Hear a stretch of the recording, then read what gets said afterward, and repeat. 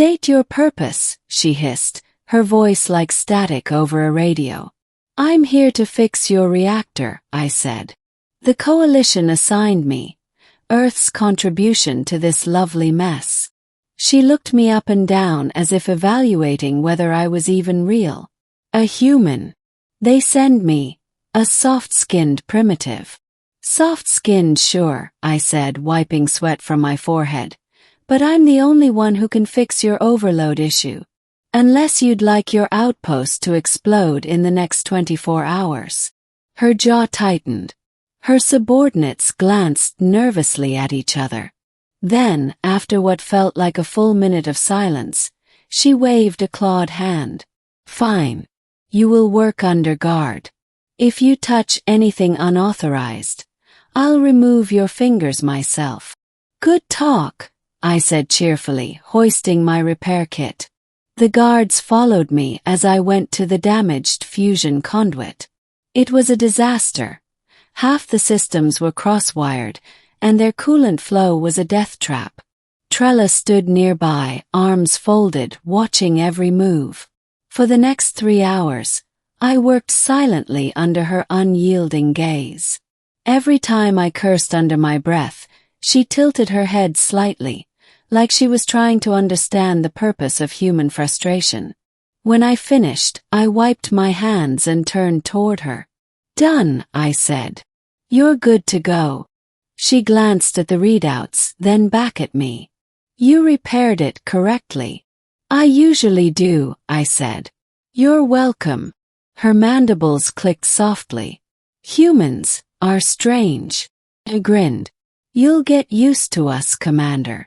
She didn't reply, but for a fraction of a second, the silver in her eyes flickered brighter. Middle, when steel met warmth. I ended up stationed there for 3 more months. The Hylary were cold and methodical, but Trella, she was something else. Always precise, always disciplined, but with an undercurrent I couldn't quite name. She was curious about me but never admitted it outright. Once, when I caught her inspecting my datapad, she said stiffly, I was ensuring it posed no threat. Of course you were, I said, smirking. Another time she asked, why do humans smile when they're distressed? We don't, I said. We smile to keep from showing distress. She paused, studying me. You hide your pain with your mouth. When you say it like that, it sounds weird. She didn't laugh, her species didn't, but her eyes softened. Then came the day of the reactor breach. A miscalibrated sensor triggered a cascading failure. Half the crew panicked. I sprinted toward the core with my toolkit, only to see Trella already there, surrounded by smoke and plasma sparks. She was trying to stabilize the conduit with her bare hands. Commander! I shouted, grabbing her arm. You'll fry yourself. I cannot abandon my post, she hissed. I shoved her aside and dove into the control pit, rerouting the pressure manually. My hands burned from the heat, but I kept going until the alarms finally died down. When I looked up, she was staring at me in stunned silence. You risked your life for this station, she said quietly. For you, I corrected. Her eyes widened. For me. Well, yeah, I said, panting. You're kind of the reason I'm still alive out here. I figured I'd return the favor. Something in her expression shifted then, like a wall cracking. She opened her mouth to speak but stopped herself. That night, after the crisis, she came to find me. I was sitting outside staring at the stars. You could have died, she said. Yeah, I said. But it would have been worth it. Her claws flexed nervously. Humans confuse me. You act with no logic. Maybe not logic, I said. But with reason. And what is your reason, human? I met her gaze. Because I care. The silver in her eyes shimmered again, but this time it wasn't anger. The shift, when she heard the word. Weeks passed. Our work became lighter. She started walking beside me instead of behind. She listened to my music, though she said it sounded like vibrating agony. I taught her sarcasm. She hated it and loved it at the same time. Once, when she was studying human linguistics, she asked, "Why do your people use endearments so freely?" Endearments. Words like dear, sweetheart, and love. Shrugged. They make people feel closer. It's how we show affection. She frowned. Affection is a distraction in warfare. Yeah, I said. But it's also what makes us fight in the first place.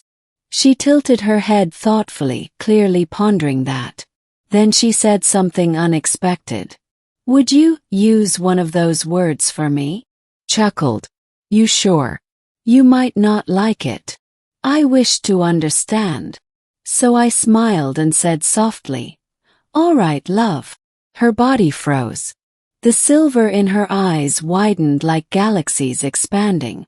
For a moment she didn't move, didn't blink.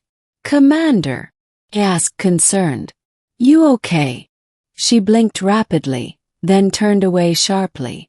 "Do not call me that again." "Sorry," I said quickly. "Did I offend you?" "No," she said, her voice trembling slightly. "It affected me. I do not understand how." Middle part 2. A word that changed everything. After that day something shifted. Trella avoided me for nearly a week. She claimed operational duties, but I caught her watching me from afar more than once. When we finally worked together again, she was quieter, less cold, more contemplative. Then came the raid. A pirate band ambushed the outpost, hoping to steal the reactor core. Alarms blared, explosions rocked the halls, and before I knew it, we were cornered in a maintenance tunnel. Trella fought like a storm incarnate, her plasma blade slicing through metal and flesh alike. When one of the pirates turned his blaster toward me, she screamed, a raw alien sound that tore through the noise, and hurled herself in front of me. The blast hit her square in the chest. "Trella!" I shouted, catching her as she fell. Her armor sparked, the smell of ozone thick in the air. I ripped off a sealant patch and pressed it to her wound, but she was fading fast. "Why?" I asked, voice cracking. "You didn't have to."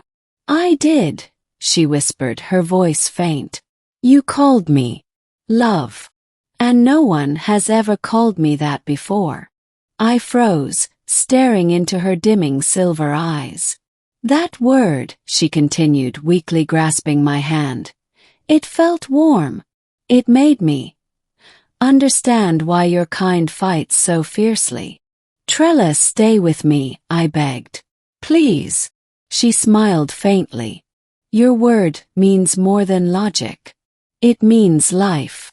And then she lost consciousness, ending the Queen's return. Trella survived. Barely. I stayed by her side for the entire recovery period. The Hillary medics said she would have perished if not for my stubborn human insistence on touching and talking to patients. I didn't care. I wasn't leaving. When she finally woke, her first words were, "You are still here." "Always," I said. She looked at me quietly for a long moment. "Your word, love. May I use it now?" Smiled. "You can." "Love," she said softly. "I think I understand." Months later, I was reassigned to another sector. Before I left, Trella met me at the docking bay. Her armor gleamed, her stance regal, but her eyes, those liquid silver eyes, were softer than I'd ever seen. "Human," she said. "You gave me something no one else has, meaning." Chuckled. "And you gave me something too, hope." She stepped closer, close enough that her breath brushed my neck. "When I command again, I will tell my soldiers that emotion is not weakness. It is strength. Good, I said. Because if I ever hear you called cold again, I'll remind them you're the warmest alien I've ever met. Her mandibles flexed in what I realized was her version of a smile. And then, with a sudden boldness that stunned me, she reached out, her hand resting over my chest. Goodbye, love. The ship's doors closed between us, and I felt my chest tighten. As the engines roared and stars streaked by, I replayed her words again and again in my head. The alien commander who once mocked human emotion had learned to say love, and she said it like a promise. Epilogue. A message across the stars. A year later I received a transmission. Encrypted and signed, but I knew that voice anywhere. To the human engineer. The outpost thrives. The word you gave me thrives with it. I have taught my people that affection is not fragility. It is fuel. And every night when I look at the stars, I remember the sound of your voice when you called me that name. Goodbye for now, my love.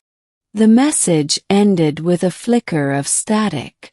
I sat there for a long time, staring at the endless night outside my viewport.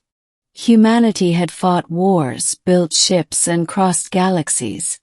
But in the end, it was a single word, spoken softly in a chaotic world, that bridged an entire species. And somewhere out there, a silver-eyed commander whispered it back.